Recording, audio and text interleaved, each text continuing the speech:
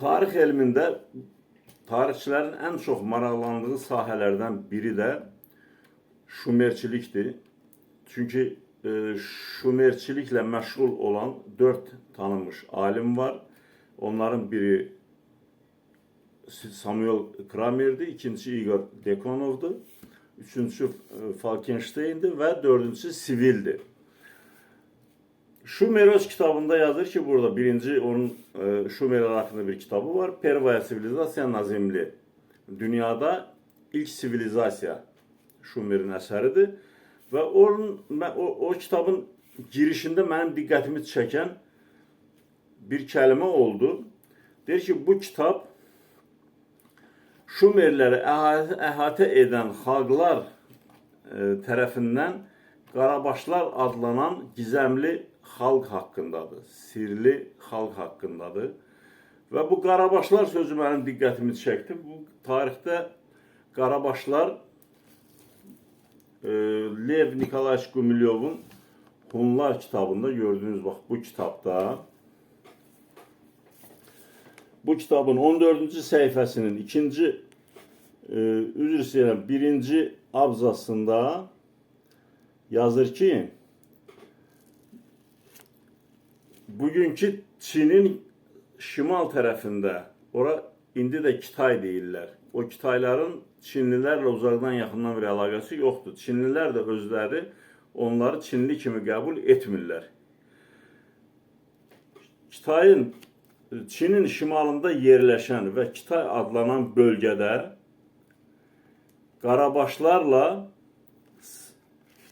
biraz Avropoid, biraz da Mongoloid olan tiplərlə, sarışın tiplərlə çox güclü toqquşmalar olub və bu Qarabaşlar sarıbaşları Qobu Xinqan çölünə qovublar.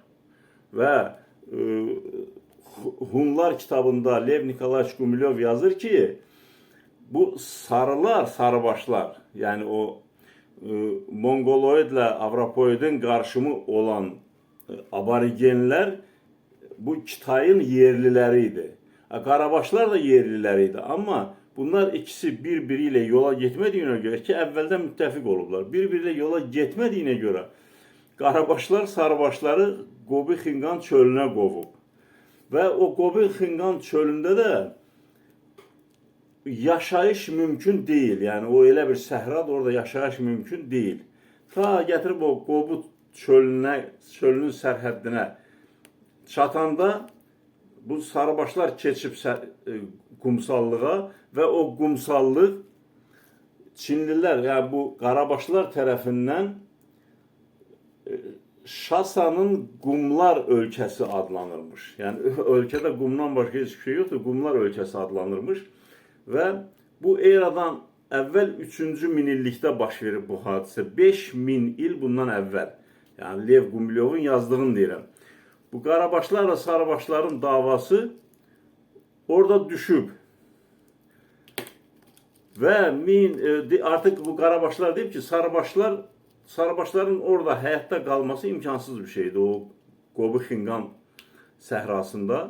Çünki orada deyirlər ki, o qədər güclü küləklər əsir ki, məsələn, Barxanlar bir gün ərzində 3 metrədən 5 metrəyə qədər yer dəyişdirir. O qədər güclü küləklər, Barxanlarda da tonlarla qumlar var, qumsal bir yerdir. Elə olur 3 metrə, elə olur 5 metrə bir gün ərzində o təpələr yer dəyişdirirlər. Yəni elə bir yerdə yaşamaq imkansızdır və Prjevalski da öz xatirələrində bu dəhşətli yer barəsində yazır ki, burada həyat bəlirtiləri sıfır. Çox arada bir dəvə görünür, sıçanlar görünür, bir də ilanlar və s. Onun xaricində heç bir şey görünmür orada, Qobu Xinqan çölündə. Demək, Qarabaşlar, sarıbaşları qovub, aparıb o sərhəddə qədər, o qumsallığa qədər qovandan sonra deyiblər ki, artıq bundan sonra bunları qovmağa gerək yoxdur. Bunlar o səhrada qırılıb öləcəklər və 1800 il sonra bu sarıbaşlar təkrar o öz doğma torpaqlarına qayıdıblar. Və Qarabaşlarla təkrar orada çox güclü bir toqquşma olub və bu sarıbaşlar dədə-baba torpaqlarına qayıdıblar və Mongoloid, Avropoid irqi olan. Burada onun rəsmini təsvir eləyir. O insanların rəsmini təsvir eləyir. Prjevalskinin xatirələrində filan var. Demək bu Qarabaşlar bütün tarixlə bağlı kitablarda iki yerdə adı keçirir. Biri Şumerləri, Kramer Şumerləri Qarabaş adlanır. Yəni daha doğrusu o Elamlar, Akkadlar, Assurlar, Hurrilər Şumerləri Qarabaş olaraq adlandırılmış. Bir də Çinin Kitay denilən bölgəsində Hunların ulu dədələrinin adı orada Qarabaşmış.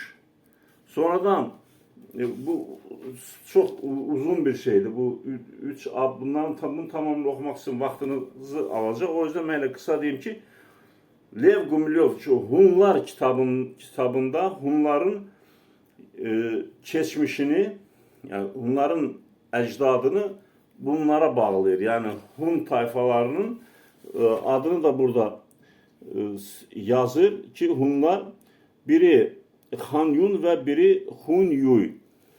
Bunlar bax belə meydana çıxıblar. Biri Han Yun ve Hun Yuy.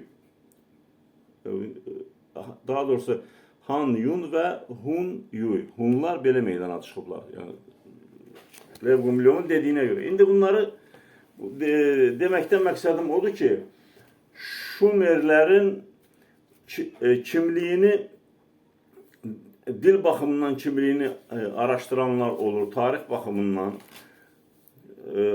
antropoloji baxımından onların kimliyini araştıranlar olur, amma heç kimsə onlara Qarabaş deyirlər, ondan sonra nə bilim kosmosdan gələn deyirlər, amma kimsə onların gerçək kimliyini ya ortaya çıxarmaq istəmir, ya da gerçəkdən çıxara bilmir.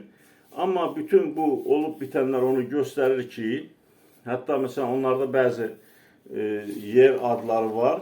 Məsələn burada həmin o kitab Pervaya Sivilizasiya Nazimli görsün, bax burada məsələn yer adları var. Həmin o yer adları bugün Azərbaycanda da mövcuddur ki, onlardan da biri Kişdir. Onlardan biri Kişdir. Bu Kiş də səhv eləmirəmsə bizim Şəki bölgəsində elə bir yer adı var və onun xaricində bir neçə yer adları var burada.